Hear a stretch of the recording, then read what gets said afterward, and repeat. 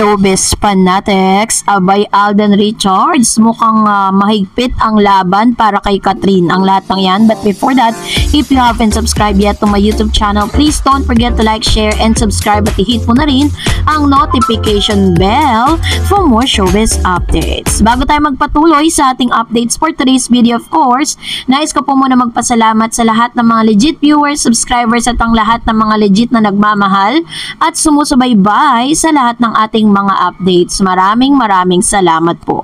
And for today's video, usap-usapan ngayon sa social media ang patungkol sa mga pahaba ang hair ng isang Kathryn Bernardo dahil sa padami ng padami ang mga pumipila, hindi lang para makatrabaho si Miss Kathryn, but of course is pinapangarap na maging kapartner, maging parang real life girlfriend ang isang Kathryn Bernardo. Kaya nga ang sigaw ng ilang mga netizen, abay ang haba ng hair nitong si Miss Kathryn dahil iba't ibang personalidad nga ang naglalabas ng kanilang statement patungkol po sa kanilang pagnanais na mapabilang or maging isa si Kathryn sa kanilang mga girlfriend. No? Una na pong nag-disclose itong si Mr. Jericho Rosales.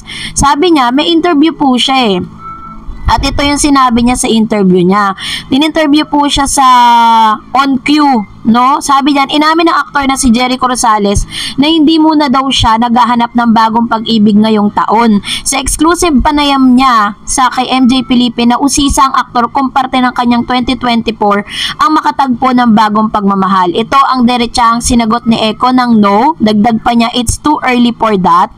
And matatanda ang unang naiulat ng talent manager and showbiz columnist na si OG Diaz na di umano'y nanliligaw raw di umano si Jericho sa kapamilya actress na si Jericho ay si Kathryn Bernardo base na rin sa source niya mula sa kampo ng actress. Bukod pa kay Eko, nanliligaw na rin umano ang kapuso actor na si Richard Alden sa dalaga.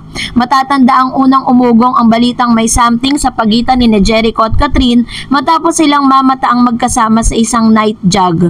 Agad ring nag-viral ang pina-upload ng isang netizen na nagpa-picture na dalawa. And aside from that, ay napabalita din nga na aside for Mr. Alden na talagang seryoso na nanliligaw at talagang nagpaalam pa sa mga magulang ni Miss Kathryn Bernardo at bet na bet siya ng family, meron din mga ibang boys na from other network na nagpapahiwatig na din dito kay Miss Kathryn. So aside from Alden Richards, Eko, or Mr. Jericho Rosales, napabalita rin na parang pinormahan din siya ni Mr. Donnie Pangilinan. Yun po yung ilang balita na talagang nasaga po natin At hanggang sa ngayon naman ay wala pa rin pong mga statement na inilalabas ang kampo ni Mr. Donnie Pangilinan with regards to that. Kasi iniisip po ng ilan na parang ginagalang at nirerespeto ni Miss Kathryn Bernardo yung kanilang tambalan ni Miss Bel Mariano. Ganon din naman nagsalita na rin si Mr. Paulo Abilino na gusto niya nga makatambal ang isang Kathryn Bernardo sa isang movie or sa isang proyekto dito po sa kanilang network or ano pa man yung offer pero hanggang sa ngayon din wala pa naman pong plano na inilalabas. Ang tangi lang po naririnig talaga natin is first honor itong si Alden Richards na nakapila para kay Kathryn Bernardo matapos nga na i-disclose ni ng ilan sa mga assistant directors and staff ng HLG na pinupush na nga. At eto pa, pati po si David Licauco, kagabi nagkaroon po siya ng ambush interview at sinabi niya po na parang isa rin siya sa mga pumipila at gustong-gusto ring makatrabaho ang isang Kathryn Bernardo. Kaya nga sabi niya gano'n, kahit gustuhin niya daw, napakahaba daw ng pila. Kailangan niyang pumila. So gano'n ka-in demand ang isang Kathryn Bernardo sa mga gusto, parang masasabi mo na lang na ito yung sinayang ng taong nakasama niya for almost how many years.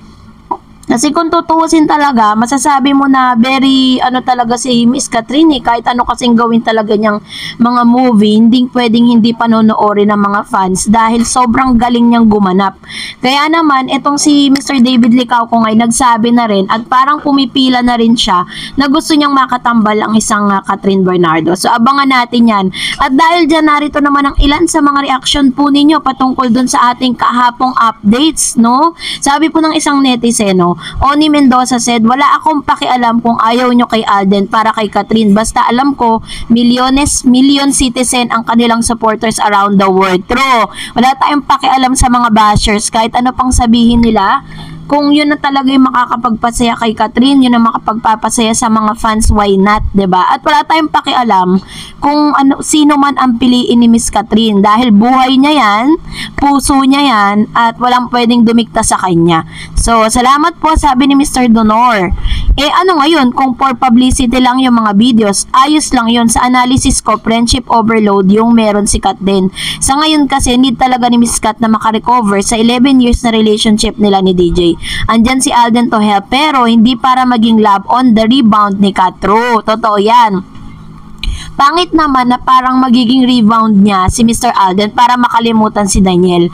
So, meron silang tinatawag na timeline. Tama naman po yung ginagawa ni Alden na ngayon nasa proseso ng healing si Miss Catherine, dapat nandyan lang siya sa tabi niya. At kapag handa na po yung puso ni Miss Catherine, that's the time, 'di ba? Sa atin lang observation. Tama mo yung komento ng isang netizen. Sabi ni Josephina Jones, I don't blame Kat. She wants to stay away from Donnie. Kat look at him as younger brother, just as friend. True.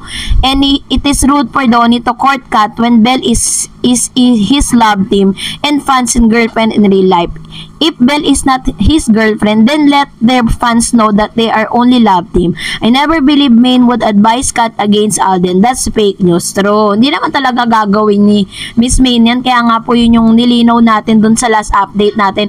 At hindi magsasalita si Maine Mendoza ng ganun. Grabe, 'di ba? Hindi po ganong klase ng tao si Maine na parang bigla na lang siyang maglalabas ng ganong statement against Alden Richards. Eh, 'di ba nga nung naging love team sila, wala naman siyang sinabing masama against Alden Richards.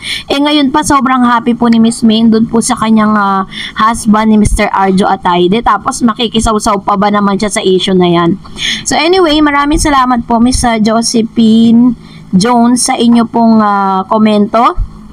At kung ano man yung mga lumalabas na mga fake news, is dapat di na po natin para spread out at dapat nililinaw po natin yan, lalo na po sa mga bashers po ng Kat din, ang bashers po ni Catherine at ni Alden Richards. And aside from that, sabi pa ni Miss Flora Mar Garcia, Flor Marie, okay naman si Eko, magaling na aktor at baka nasa kwento na kailangan medyo may edad ng third party. Sabi naman ng isang Miss Elena, sana sa Vancouver maganda ang place. Yun, kasi nasa Canada na po kasi si Direk Cathy Garcia Molina Sampana, no, nag-ocular na siya for a place kung saan nila gaganapin yung kanilang movie. So yun po yung isa sa mga inaabangan ng ilan sa mga taga-Canada kasi na-confirm na po talaga na sa Canada gagawin yung HLG Part 2. And this is really very exciting for everyone dahil talaga namang inaantay po ng lahat ng Kat Den fans. And that's it for today. For more videos and updates, please don't forget to like and subscribe. And please don't forget to follow my Facebook page, Dar Eds TV. God bless everyone!